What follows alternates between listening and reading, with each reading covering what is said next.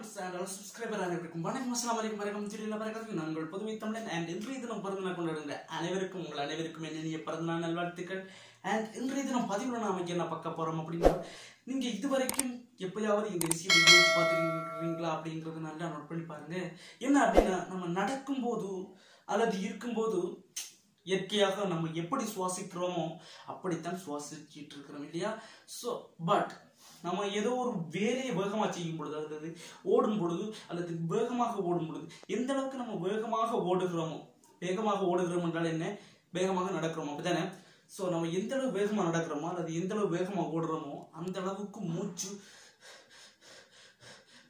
அப்படின்னு நம்ம இழுத்து வேகமாக மூச்சு எடுக்கிறோம் இல்லையா? அதுக்கான காரணம் என்ன அப்படிங்கிறது யோசிச்சிருக்கிறீங்க.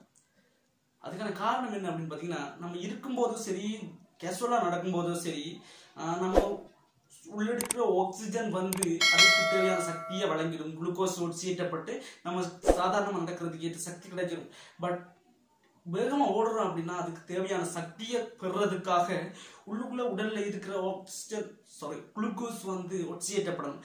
அதுக்கு மிக விரிவாக செய்யறதுக்காக மிக அதிக ஆக்சிஜன் தேவைப்படும். ஸோ அதிக ஆக்சிஜனை வந்து நம்ம உள்ளெடுக்கிறதுக்காகத்தான்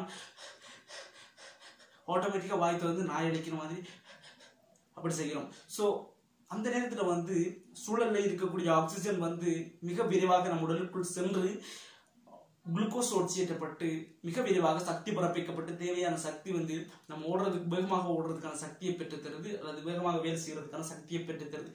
இதனால தான் நம்ம எந்த வேலையை வேகமாக செஞ்சாலும் மூச்சு எடுக்கிறதுக்கான காரணம்.